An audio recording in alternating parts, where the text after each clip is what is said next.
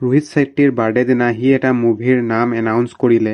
এই মুভিটো ৰুমাৰ্ছও পাইছিলো। এই ফ্ৰেঞ্চাইজিটো এটা ভাল ছাকচেছফুল ফ্ৰেঞ্চাইজি হয়, যোনটো আপোনাক চাই ভাল লাগে আৰু ফুল ফান কমেডি আছে। এতিয়ালৈকে এই চিকুৱেলটো 20 বছৰ হৈ গ'ল। মুভিটোৰ নামটো গেছ কৰিয়ে ল'লা চাগে। মুভিটোৰ নাম গোলমাল 5। ৰোহিত ছেট্টীৰ বাৰ্থডে দিনাই ভিডিঅ'টো আপলোড কৰিছিলে গোলমাল 5ৰ শ্বুটিংটো ষ্টাৰ্ট হৈ গ'ল বুলি। ভিডিঅ'টো 1 মিনিট 35 ছেকেণ্ড আছে। তাত ফাৰ্ষ্টত আৰশাদ বাৰ্চিয়ে 20 ইয়াৰ্ছ হৈ গ'ল এই ফ্ৰেঞ্চাইজিটো বনাওঁতে। সঁচাকেও কিন্তু গোলমাল 5ৰ ফ্ৰেঞ্চাইজিটো 20 বছৰ হৈ গ'ল কমপ্লিট। এই 20 বছৰৰ মাজত তাত টোটেল 4টা মুভি ৰিলিজ দিছে। মই এটা এটাকে নাম কৈ যাওঁ। তাহাঁতৰ ফাৰ্ষ্ট মুভিটো ৰিলিজ দিছিলে 2006ত। মুভিটোৰ নাম গোলমাল ফান আনলিমিটেড বুলি আছিলে নামটো। সেইটো সময়ত মই জন্ম হৈছিলোহে। তেনেহ'লে মোৰ এজটো গম পায়ে গ'লে কিমান হয়। আৰু ছেকেণ্ড মুভিটো আহিছিলে 2008ত গোলমাল ৰিটাৰ্ণছ নামটো। আৰু থাৰ্ডটো আহিছিলে 2010ত গোলমাল 3 নামটো। আৰু ফ'ৰ্থটো আহিছিলে 2017ত গোলমাল এগেইন নামটো তাৰ। এই 4টাৰ ভিতৰত কোনটো বেছি ভাল লাগিলে সেইটো মোক কমেন্টত জনাব। আৰু ভিডিঅ'টোত মেইন এক্টাৰ্ছবোৰ আছে যে সেইটোৱে ভিডিঅ'টোত দেখায়। আৰু এই ফ্ৰেঞ্চাইজিটোৰ অল্ড এক্টাৰ এটাও আছিলে, সেই এক্টাৰটোক গোলমাল 5টোত চাই পাব। সেই এক্টাৰটোৰ নাম শৰ্মন যোশী। আৰু ভিডিঅ'টোত মেইন এটা আৰু ছাৰপ্ৰাইজ পাব।